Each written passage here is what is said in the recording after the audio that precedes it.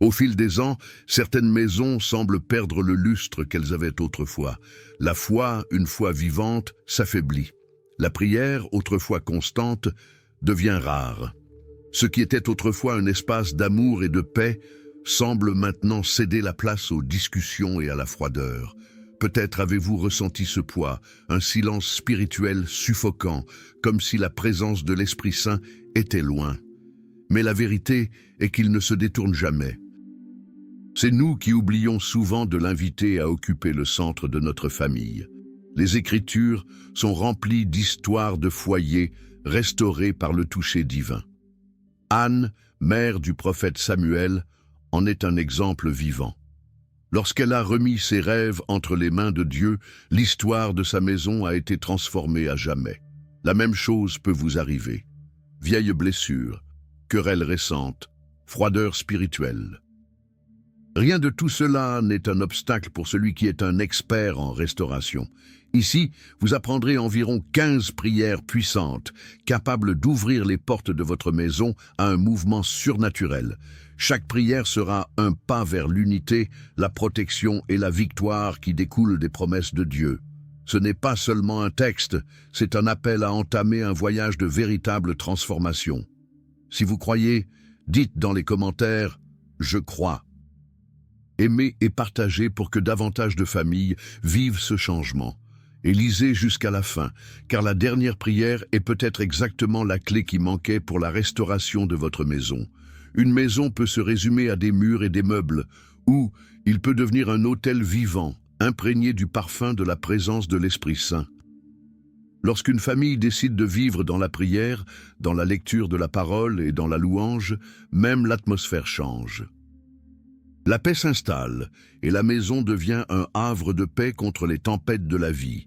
C'était la décision de Josué. « Moi et ma maison, nous servirons l'Éternel » Josué 24:15. Ce choix a non seulement marqué son histoire, mais a également défini l'héritage de ses descendants. Transformer votre maison en autel ne nécessite pas de luxe ou de rituels complexes. Cela nécessite une intention. Il s'agit de créer des moments quotidiens pour chercher Dieu, une prière avant les repas, une louange en rangeant la maison, une dévotion familiale avant de se coucher. Les petits gestes, accomplis avec persévérance, ravivent la flamme de la foi et attirent la présence constante de l'Esprit Saint. Lorsque la maison est donnée au Seigneur, un mur invisible de protection est érigé contre la peur, la discorde et la tentation. La parole devient une boussole, la prière devient une arme et la foi devient un fondement. Ainsi, même au milieu de l'adversité, la famille connaît la paix et les victoires. Mais il y a un point essentiel. Il ne suffit pas d'ouvrir la porte pour que Dieu entre, il faut lui donner la place d'honneur chaque jour. La routine, les soucis et les luttes tentent d'éteindre cette flamme, et il faut du courage pour la garder allumée. Lorsque la présence de Dieu reste au centre, la maison devient un phare qui guide, inspire et restaure. Dieu n'est pas mu par des discours parfaits, mais par des cœurs brisés. Il en fut de même pour Anne, qui priait en silence, mais dont les larmes parlaient plus fort que les mots. Samuel 1:13. La vraie prière naît de la sincérité, et c'est ce qui ouvre la voie à l'Esprit Saint pour apporter la paix et l'espérance, même au milieu des batailles. Peut-être pensez-vous que vous ne savez pas comment prier, que vous ne trouvez pas les mots justes, mais le Seigneur comprend même les gémissements que nous ne pouvons pas exprimer. Romains 8:26. Il ne s'attend pas à de la performance, mais il livre la marchandise. Et lorsque nous prions dans la foi et la dépendance, le ciel se penche pour entendre notre cri. Au sein d'une famille, la prière sincère est comme un fil invisible qui relie tous les liens. Lorsqu'un parent s'agenouille devant Dieu pour intercéder en faveur de la protection, de la sagesse et de la restauration, quelque chose de puissant se produit dans le monde des esprits. C'est comme si les promesses du Seigneur étaient libérées sur chaque vie dans le foyer, créant un bouclier de grâce qui renforce l'unité et maintient l'espérance allumée, même dans les jours les plus sombres. Si votre vie de prière a perdu de sa chaleur, recommencez simplement, Parlez à Dieu comme si vous parliez à un ami proche. Ouvrez votre cœur, exposez vos peurs, demandez pardon et rendez grâce. Cette conversation quotidienne est le chemin vers une véritable transformation. Et avec le temps, votre famille se rendra compte que la prière n'est pas un rituel vide, mais une rencontre vivante d'amour et de confiance. Le monde est plein de dangers visibles et invisibles, mais celui qui habite dans le lieu secret du Très-Haut repose en sécurité à l'ombre du Tout-Puissant. Psaume 91, 1. Prier pour obtenir une protection va bien au-delà de demander la délivrance d'accidents ou de maladies. C'est crier contre les attaques spirituelles, les mauvaises influences et les paroles blessantes. Une famille couverte de marches de prière, protégée par un mur invisible, érigé par Dieu lui-même. Jésus, avant de partir, a prié pour que le Père préserve ses disciples du mal. Jean 17, 15. Cet exemple nous inspire à intercéder quotidiennement pour ceux que nous aimons, en déclarant que le Seigneur est un mur autour de nous. En incluant la protection dans nos prières, nous abandonnons totalement à la fidélité de Dieu le soin de notre entrée et de notre sortie. Cette protection est aussi émotionnelle et spirituelle. Les cœurs doivent être préservés du chagrin, les esprits doivent être protégés des pensées destructrices et les relations doivent être préservées de la division. En criant, demandez que la paix du Seigneur envahisse chaque pièce et que le Saint-Esprit chasse tout ce qui n'est pas de lui. Ne sous-estimez jamais la puissance d'un cri constant. Lorsque vous déclarez les promesses de Dieu concernant votre maison tous les jours, vous construisez des murs spirituels qu'aucun ennemi ne peut franchir. Et même si des vents contraires se lèvent, la confiance dans le Seigneur sera l'ancre qui maintiendra votre famille unie. Parmi tant de décisions qui surgissent dans la routine familiale, la sagesse de Dieu est une lumière qui illumine le chemin et apporte de la clarté. Jacques 1, 5. Souvent, nous sommes en insécurité face à des choix importants, mais la promesse est claire. Celui qui demande, reçoit. Par conséquent, la prière ne doit pas être seulement une recherche de réponse, mais aussi une transformation intérieure pour diriger avec amour et patience. Salomon en est la preuve vivante. Il a demandé de l'intelligence plutôt que des richesses et il lui a été accordé. 1 Roi 3, 9, 12. Ainsi, vous pouvez crier au discernement pour éduquer vos enfants, gérer les finances, résoudre les conflits et préserver les relations. Cette sagesse maintient la paix et évite les décisions hâtives qui laissent des marques douloureuses. Prier pour la sagesse, c'est reconnaître que nous n'avons pas toutes les réponses, mais que nous faisons confiance au Dieu qui sait tout. Lorsque l'Esprit Saint habite dans la maison, il révèle des chemins où il n'y a pas d'issue et apporte des stratégies qui dépassent toute logique humaine. Par conséquent, incluez toute la famille dans ce cri. Enseignez que la recherche de la sagesse est un pacte collectif qui renforce la foi, plante la paix et ouvre les portes de la prospérité. Sur cette base, même les épreuves deviennent des occasions de croissance et de victoire. Lorsque les liens familiaux semblent fragiles, c'est sur l'autel de la prière que nous trouvons la force de restaurer l'amour et la communion. La parole nous rappelle que là où il y a pardon et réconciliation, Dieu est présent. Matthieu 18, 20. Prier pour la restauration, c'est permettre à la grâce divine de guérir de vieilles blessures, d'abattre des murs invisibles et de réunir des cœurs qui ont été séparés. Il s'agit d'inviter le Seigneur à rénover toute la maison, afin que les parents, les enfants et les frères et sœurs marchent ensemble dans le but qu'il a prévu. Souvent, les petits chagrins accumulés deviennent des barrières silencieuses, et la coexistence perd de sa légèreté. Par conséquent, la prière doit être un acte d'humilité et d'abandon, demandant à l'Esprit Saint de toucher chaque cœur avec patience et amour. Ce n'est pas un processus instantané, mais la persévérance dans la prière ouvre des portes pour que la réconciliation s'épanouisse comme une aube nouvelle. En priant pour renforcer les liens, vous réclamez un foyer où l'amour parle plus fort que l'égoïsme, où chaque étreinte est un refuge et où chaque parole est tempérée par la grâce. C'est demander à Dieu d'enseigner à pardonner, à comprendre et à marcher côte à côte. L'unité renforce la foi et apporte la paix qui dépasse toute compréhension. Paul nous exhorte dans Éphésiens 4, 2, 3. « Soyez parfaitement humbles et doux, et soyez patients, vous supportant les uns les autres avec amour. Efforcez-vous de préserver l'unité de l'esprit par le lien de la paix. Telle devrait être la prière constante. Gardez la maison unie dans la grâce et la miséricorde du Seigneur. » Les jours où la paix semble loin, souvenez-vous de la promesse de Jésus. « Je vous laisse la paix, je vous donne ma paix. » Jean 14, 27.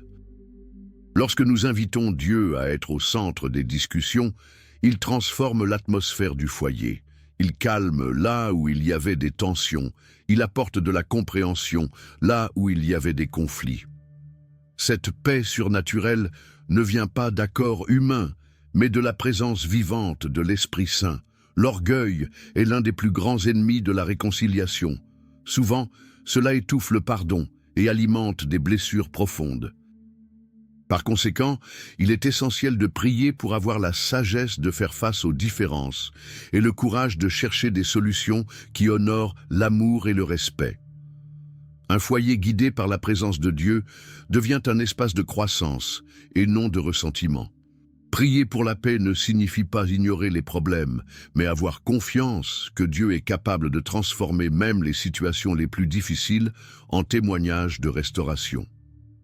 Cette pratique renforce les liens familiaux et maintient l'espoir de jours meilleurs. Et chaque membre de la famille porte en lui des rêves, des désirs et des projets qui sont souvent gardés dans le cœur, en attendant le bon moment pour s'épanouir. Lorsque vous présentez ces rêves à Dieu, vous remettez ce qu'il y a de plus précieux entre les mains de celui qui connaît la fin dès le commencement.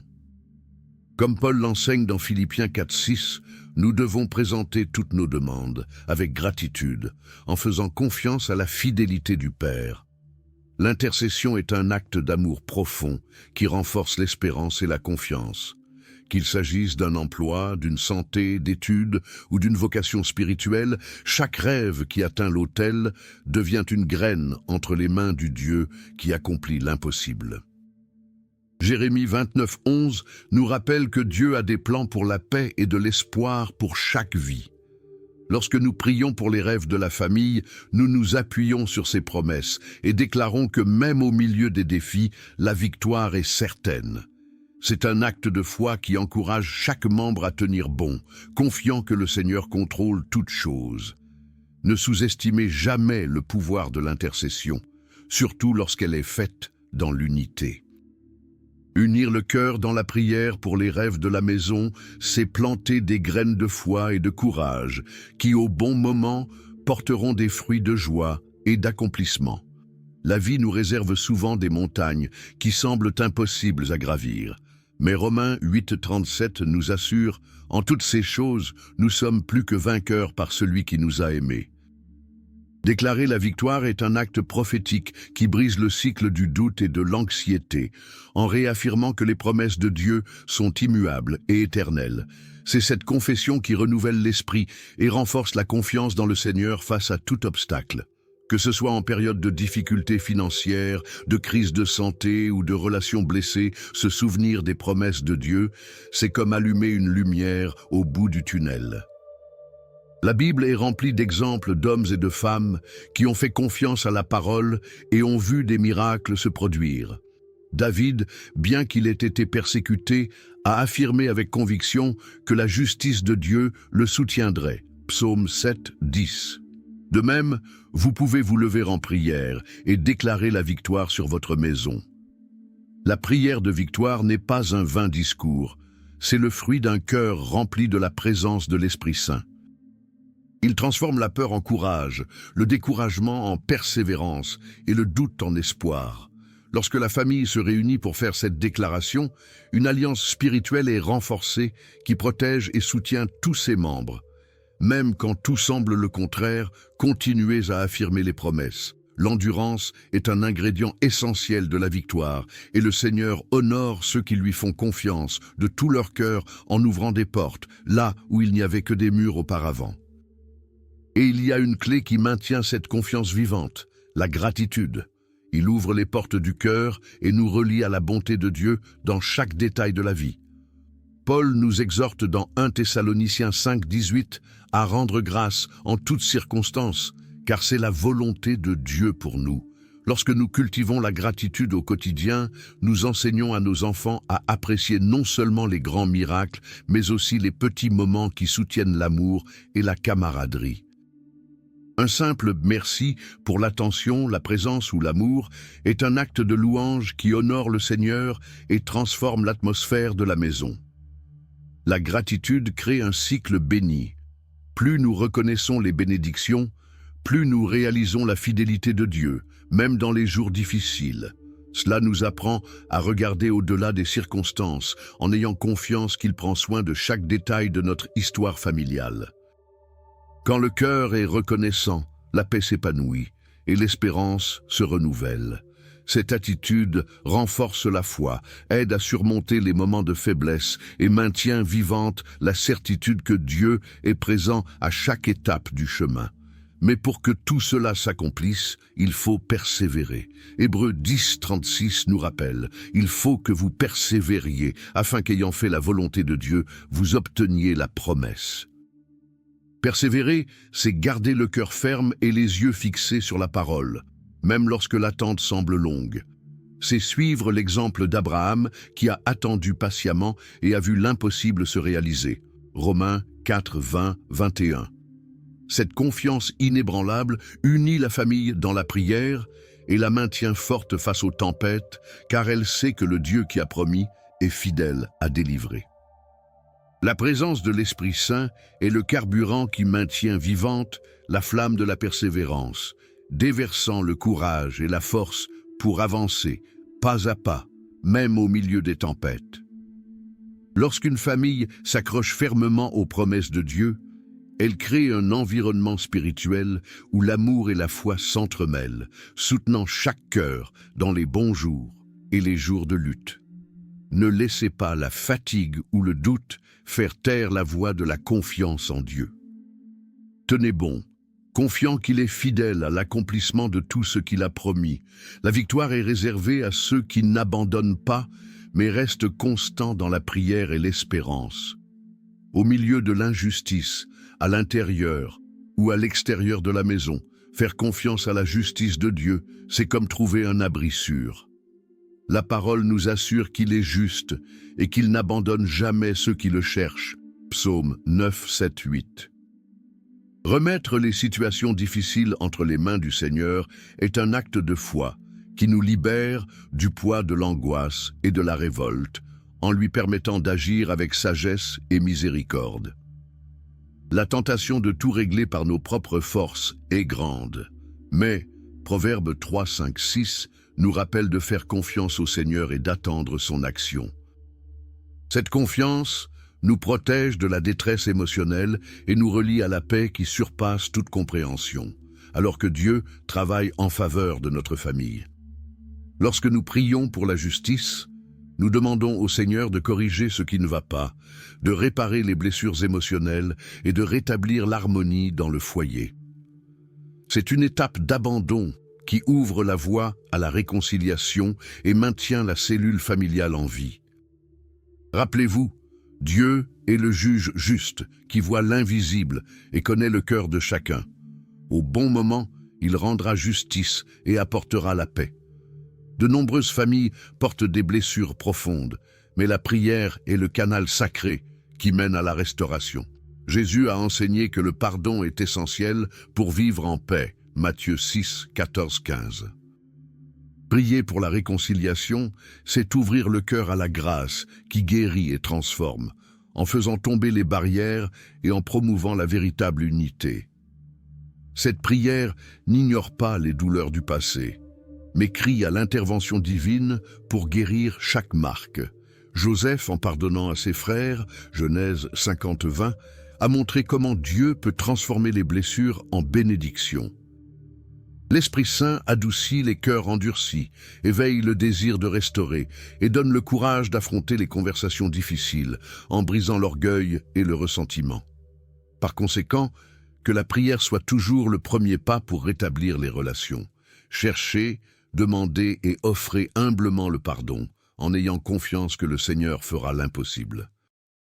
La vie présente des défis qui nous font nous sentir petits et peu sûrs de nous, mais le psaume 46, 1 nous rappelle « Dieu est notre refuge et notre force, une aide très présente dans les tribulations. » Prier pour avoir du courage, c'est déclarer que, même face à la peur, nous avons confiance en la puissance de l'Esprit Saint pour renouveler notre force. Lorsque des problèmes financiers, des crises émotionnelles ou des problèmes de santé frappent à la porte, c'est le courage qui nous empêche d'abandonner. Ce fut le cas de Josué, qui, face à une mission impossible, a entendu Dieu lui-même « Fortifie-toi et courageux ». Josué 1,9. C'est ce même commandement qui résonne pour nous aujourd'hui. Un appel à aller de l'avant, en faisant pleinement confiance aux promesses du Seigneur. La prière pour le courage est un cri pour que Dieu chasse l'anxiété et le découragement qui tentent de paralyser l'âme. C'est lui demander de nous permettre d'agir avec sagesse et détermination, même lorsque le scénario semble incertain ou menaçant. Un tel courage, alimenté par la foi, fortifie l'esprit et apporte la paix au milieu de la tempête. Pendant que vous priez, présentez votre maison et chaque cœur au Seigneur, en lui demandant de déverser cette force surnaturelle. Confiance. Il est fidèle pour subvenir aux besoins de votre famille, et même dans les heures les plus sombres, la victoire est à la portée de ceux qui tiennent ferme en présence de l'Esprit Saint. La foi est comme une graine qui, lorsqu'elle est arrosée de persévérance, porte des fruits d'espérance et de joie. Hébreux 11.1 nous rappelle que la foi est l'assurance de ce que nous espérons et la conviction de ce que nous ne voyons pas. Implanter cette foi dans le foyer est une invitation pour tout le monde, des plus jeunes aux plus âgés, à garder les yeux fixés sur les promesses de Dieu, même lorsque les vents contraires soufflent fort. Cultiver l'espoir va au-delà de la volonté de temps meilleur. C'est avoir confiance que Dieu agit, même dans les coulisses, pour le bien de la famille. Cette confiance est comme une ancre solide qui empêche l'anxiété de dominer. La présence de l'Esprit Saint inspire des paroles qui encouragent et des gestes qui fortifient, créant un environnement où la foi s'épanouit. Pour que la foi et l'espérance grandissent, il est nécessaire de cultiver un foyer où la louange et la prière font partie de la routine. Lorsque la famille se réunit pour déclarer les promesses de Dieu et rendre grâce à l'avance pour les victoires, un environnement spirituel fertile se forme pour la restauration et la croissance. La foi ne consiste pas seulement à croire, c'est agir comme quelqu'un qui sait déjà que Dieu est aux commandes. Cette conviction nourrit l'espérance et inspire le courage de vivre dans le présent, dans l'attente joyeuse des bénédictions promises. Terminer la journée par une prière de gratitude est un acte puissant qui renforce la foi et rapproche la famille du cœur de Dieu. Avant de s'endormir, se rassembler pour rendre grâce, même pour les petites bénédictions, c'est reconnaître la fidélité du Seigneur dans les moindres détails. Comme le dit le psaume 107, 1, « Rendez grâce à l'Éternel, car il est bon. Son amour dure pour toujours. » Cette habitude crée un environnement de paix et de confiance, même après des journées difficiles. La gratitude illumine les ombres, change notre perspective et nous rappelle que Dieu est aux commandes. De plus, il renforce les liens familiaux, développe les cœurs reconnaissants et favorise la réconciliation. Que le dernier mot de la journée dans votre foyer soit toujours la gratitude, en reconnaissant que, quelles que soient les circonstances, Dieu est la source de toute victoire, paix et protection. À travers ces 15 prières puissantes, nous ouvrons nos cœurs à l'action transformatrice de l'Esprit Saint. Maintenant, la question est, comment est votre foi face aux défis de votre foyer? Avez-vous cherché la présence de Dieu avec courage et persévérance? La restauration, la paix et la victoire commencent lorsque nous choisissons de faire confiance et d'agir avec foi, même au milieu de l'incertitude. La véritable transformation ne se produit pas par magie, mais dans la constance quotidienne. Prier, pardonner, rendre grâce. Puisse chaque prière ici être le carburant d'un voyage de foi grandissante, où l'amour et l'unité sont fondés sur les promesses éternelles de Dieu. Puissiez-vous être un exemple de persévérance, un agent de réconciliation et un gardien de la paix dans votre foyer. Le Saint-Esprit est prêt à guider et à fortifier votre foyer. Il suffit d'ouvrir les portes et d'avoir pleinement confiance. Si ce message vous a touché le cœur, partagez-le avec d'autres familles qui ont besoin d'espoir et de restauration. Votre chemin de foi ne fait que commencer et ensemble, nous irons pas à pas vers l'accomplissement de toutes les promesses du Seigneur.